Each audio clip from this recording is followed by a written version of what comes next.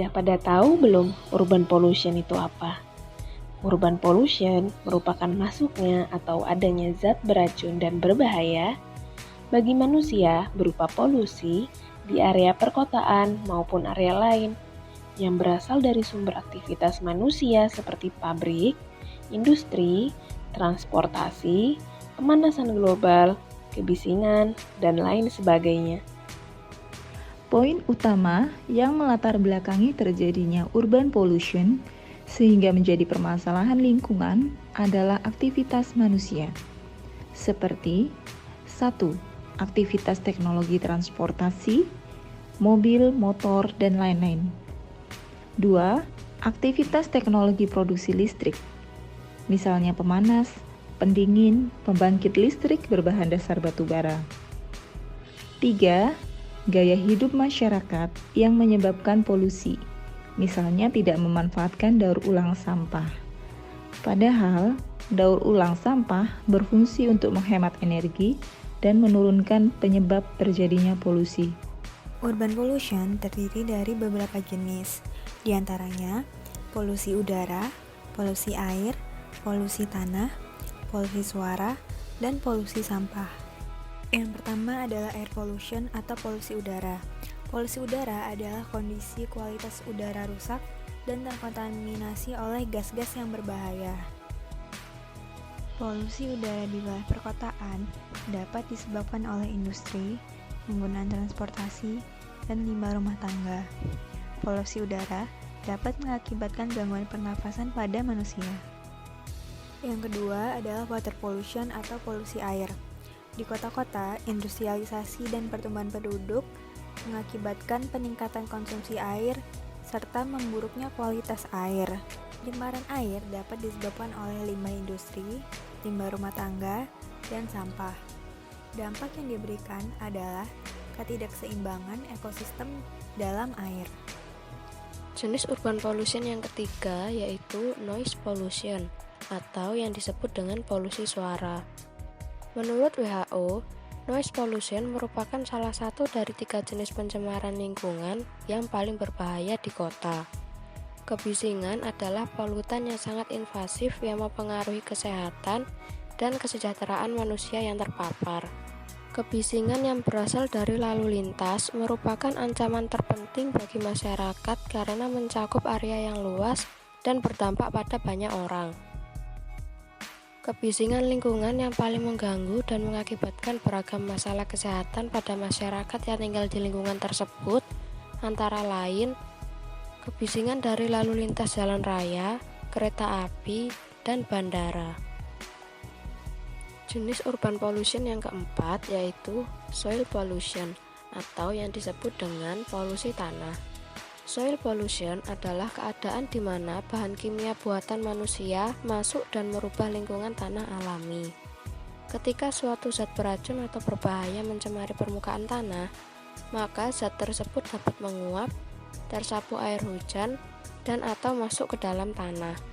Pencemaran yang masuk ke dalam tanah kemudian mengendap sebagai zat kimia beracun di tanah. Zat beracun yang berada di tanah tersebut dapat berdampak langsung kepada manusia ketika bersentuhan atau dapat mencemari air tanah dan udara yang berada di atasnya. Penyebab dari soil pollution atau polusi tanah yaitu dapat disebabkan oleh sumber alami seperti tanah longsor. Dapat juga disebabkan oleh sumber antropogenik seperti limbah dan ekstraktif atau yang disebut dengan kegiatan pengambilan sumber daya alam seperti pertambangan dan kehutanan. Selain itu, soil pollution juga dapat disebabkan oleh erosi tanah, pengasaman tanah, dan kontaminasi tanah. Yang terakhir adalah waste pollution atau polusi sampah. Polusi sampah adalah pencemaran yang disebabkan oleh limbah. Pencemaran sampah disebabkan oleh pengelolaan sampah yang buruk, sampah yang tidak dibuang pada tempatnya, serta perilaku konsumtif dari masyarakat. Polusi sampah akan berdampak pada pencemaran air, tanah, dan udara. Berikut fakta-fakta mengenai urban pollution. Air pollution merupakan permasalahan yang sangat umum terjadi di beberapa kota besar, Menurut data WHO, setiap tahun hampir 4 juta orang meninggal sebelum waktunya karena penyakit pernafasan yang disebabkan oleh air pollution. Water pollution atau pencemaran air juga menjadi permasalahan di beberapa kota besar. Fakta di lapangan, terjadi kecenderungan penurunan kuantitas dan kualitas air, bahkan sampai pada tingkat yang sangat mengkhawatirkan. Penurunan kuantitas lebih banyak disebabkan oleh terjadinya perubahan fungsi daerah tangkapan air, sehingga pada musim hujan, air tidak meresap ke dalam tanah, tetapi langsung masuk ke dalam saluran atau badan sungai sehingga terjadi banjir. Dan di musim kemarau, persediaan air berkurang karena suplai air dari mata air juga telah berkurang. Soil pollution atau pencemaran tanah juga terjadi di kota besar. Menurut Keep America Beautiful, sekitar 76% sampah yang ditemukan di jalan raya berasal dari pejalan kaki dan pengendara. Selain membuang sampah sembarangan yang menyebabkan pencemaran tanah, kegiatan konstruksi yang menghasilkan limbah material yang besar seperti logam, plastik, kayu, dan batu bata, jika bahan ini dibuang sembarangan, maka dapat terjadi pencemaran pada tanah dan lingkungan sekitar. Jika Anda bertanya negara manakah yang paling berpolusi, jawabannya adalah Bangladesh. Bangladesh merupakan negara yang menduduki posisi pertama pada the most polluted country. Polutan utama di negara ini adalah polusi air, kontaminasi tanah, udara, suara, dan limbah padat. Dalam hal polusi udara, sumber terbesar berasal dari industri pembuatan batu bata yang menghasilkan 23 miliar batu bata setiap tahun. Menurut laporan AQI, diperkirakan ada sekitar 13-22% kematian yang disebabkan oleh paparan polusi udara. Selain itu, Bangladesh juga memiliki presentasi tertinggi pada pencemaran air. Sungai di sekitar Dhaka dan Chittagong sangat tercemar oleh kadmium, plumbum, dan kromium. Dilaporkan di Bangladesh bahwa sawah yang diairi dengan air tercemar terdapat peningkatan pada 10 tahun terakhir yang mencapai 5-10 mg per kilogram dalam tanah. Pencemaran ini disebabkan karena adanya limbah industri dan pestisida kimia yang ikut berkontribusi tanpa adanya pengolahan limbah. Indonesia sendiri menduduki posisi nomor 9 dari 106 negara. Menurut Air Quality Life Index, kondisi kualitas udara di Indonesia tercatat terus memburuk sekitar 2 dekade terakhir. Kematian akibat polusi di Indonesia mencapai sekitar 232.974 dalam 1 tahun. Selain polusi udara, pencemaran lingkungan seperti sampah plastik juga menjadi ancaman. Menurut Badan Pusat Statistik, menunjukkan bahwa sampah plastik di Indonesia mencapai 64 juta ton per tahunnya.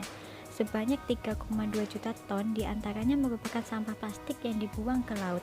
Sementara itu, kantong plastik yang terbuang ke lingkungan sebanyak 10 miliar lembar per tahunnya, atau sebanyak 85.000 ton kantong plastik. Nah, kalian tahu tidak kalau urban pollution ini masuk ke dalam indikator yang sedang diperangi oleh gerakan Sustainable Development Goals yang dirancang oleh PBB, yaitu indikator nomor 11, Sustainable Cities and Communities, dan indikator nomor 12, Responsible Consumption and Production. Nomor 11, yaitu Sustainable Cities and Communities, menjelaskan bahwa tidak lama lagi akan terjadi urbanisasi besar-besaran seiring berkembangnya era modernisasi. Namun, urbanisasi memberi dampak negatif seperti memperburuk polusi udara, infrastruktur dan layanan yang tidak memadai, seperti penanggulangan sampah, air, dan sanitasi, juga semakin banyak lingkungan padat penduduk. Nomor 12 yaitu Responsible Consumption and Production, menjelaskan bahwa akibat dari urbanisasi dan populasi global yang meningkat, kita membutuhkan bahan pangan yang lebih banyak. Hal tersebut berisiko pada penumpukan limbah makanan yang mengakibatkan polusi limbah jika tidak ditangani dengan baik. Dari dua indikator tersebut, dapat disimpulkan bahwa masalah urban pollution ini telah menjadi masalah dunia yang benar-benar harus ditanggulangi. Jika pada bagian sebelumnya telah dijelaskan apa saja jenis urban pollution, lantas bagaimana ya cara menanggulanginya? Sebelum itu, perlu diketahui teman-teman kalau penanggulangan urban pollution ini termasuk bagian dari implementasi Sustainable Development Goals yang telah disepakati oleh PBB loh. Nah, dilansir dari paper Mertens Brevo and Mertens Del Rio 2020, berikut solusi yang bisa diterapkan untuk penanggulangan urban pollution. solusi yang bisa diterapkan untuk penanggulangan urban pollution adalah dengan memperhatikan air pollution nih teman-teman. Gimana sih caranya? Yaitu dengan menyediakan akses transportasi umum dan infrastruktur transportasi non-motor di kota-kota. Yang kedua adalah melarang pembakaran residu pertanian yang sangat tidak terkendali. Nah, selain memperhatikan air pollution, kita juga harus memperhatikan water pollution nih teman-teman. Cara yang pertama adalah dengan menyediakan air minum yang bersih, aman, dan akses sanitasi yang merata sampai di tahun 2030. Yang kedua adalah dengan cara meningkatkan pengolahan air limbah, recycle and reuse untuk mengurangi pembuangannya ke daerah perairan ya. Selanjutnya adalah noise pollution. Cara yang pertama adalah memperkuat kebijakan dan pembatasan lalu lintas serta memperbaiki jaringan transportasi umum dan mempromosikan sarana transportasi yang tidak terlalu bising. Cara yang kedua adalah dengan mengidentifikasi area dengan tingkat desibel tertinggi ya teman-teman, lalu memprioritaskan untuk mengatasi area tersebut. Oke, kita lanjut ke soil pollution, yaitu dengan cara pengelolaan lahan yang tepat untuk melindungi, memelihara, dan meningkatkan pemberian layanan soil-based ecosystem. Cara yang kedua adalah dengan meminimalkan titik sumber polutan ya teman-teman, misalnya logam berat dari industri. Oke, selanjutnya kita lanjut ke waste pollution. Di waste pollution ini ada 4 cara untuk penanggulangan urban pollution ya teman-teman. Cara yang pertama adalah dengan pencegahan dan pengurangan limbah makanan. Yang kedua, mengurangi dan menghentikan penggunaan jenis plastik tertentu seperti microbeads dan plastik sekali pakai ya. Yang ketiga, meningkatkan pengetahuan tentang pemisahan, reuse, recycling, and recovery. Yang keempat, menghilangkan pembuangan yang tidak terkendali dan pembakaran sampah terbuka. Yang terakhir adalah general solution ya teman-teman, yaitu dengan cara menetapkan dan memperluas ruang terbuka hijau di kawasan perkotaan. Lalu kita dapat melakukan sosialisasi dan kegiatan edukasi kepada masyarakat dan mempelajari hubungan antara bahan kimia, limbah, dan kualitas udara serta dampak gabungannya terhadap lingkungan dan kesehatan. Yang terakhir adalah dengan meningkatkan kesadaran tentang perubahan gaya hidup yang berkelanjutan. Jadi, bagaimana cara untuk berkontribusi dalam mengurangi urban pollution? Siapa aja sih yang sebenarnya wajib untuk ikut andil dalam misi ini? Tentu, setiap kelompok dan lapisan masyarakat harus turun tangan untuk memulai. Ingat, jangan takut, karena ini adalah misi bersama untuk masa depan yang lebih baik. Seperti yang dikutip dari penelitian yang berjudul Peran Serta Masyarakat dalam Menanggulangi Kasus Pencemaran atau Kerusakan Lingkungan Hidup oleh Dewi Fatmawati, Harteti Purnaweni, dan Yanuar Lukman dari Universitas Diponegoro Semarang, peran pemerintah sangatlah penting untuk menegakkan kebijakan yang berkaitan dengan lingkungan hidup. Dalam hal ini, tentu yang berkaitan dengan urban pollution.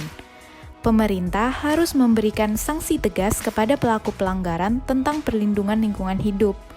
Selain itu, pemerintah juga harus ikut andil dalam permasalahan pencemaran yang saat ini terjadi akibat adanya kegiatan pembangunan, pertambahan penduduk, dan juga karena faktor alam.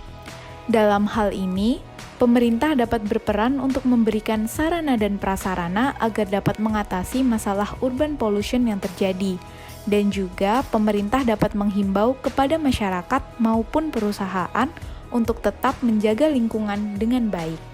Peran perusahaan juga tidak kalah penting dengan pemerintah. Dengan tidak membuang limbah sembarangan dan menerapkan pengolahan limbah menjadi salah satu solusi dalam penanganan urban pollution. Peran serta masyarakat sangat penting bagi keberhasilan upaya perlindungan dan pengelolaan urban pollution. Masyarakat memiliki hak juga kesempatan yang sama dan seluas-luasnya untuk ikut berperan aktif dalam perlindungan dan pengelolaan urban pollution.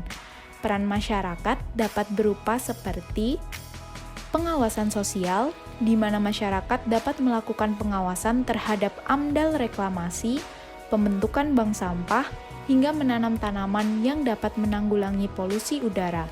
Lalu, ada pemberian saran, pendapat, usul, keberatan, pengaduan seperti memberikan saran atau keberatan tindakan yang dapat merusak atau mengganggu proses perlindungan dan pengelolaan lingkungan hidup, dan juga bisa melalui penyampaian informasi atau laporan, sehingga apabila terdapat permasalahan, segera dapat diupayakan perbaikan dan pencegahan kerusakan lingkungan yang lebih parah. Nah, gimana nih kalau kalian berada di kelompok sosial masyarakat? Hal apa aja yang udah kalian lakukan untuk ikut serta dalam peran mengurangi urban pollution? Yuk, bantu komen di video ini untuk diskusi bersama. Sekian dari kelompok kami, terima kasih.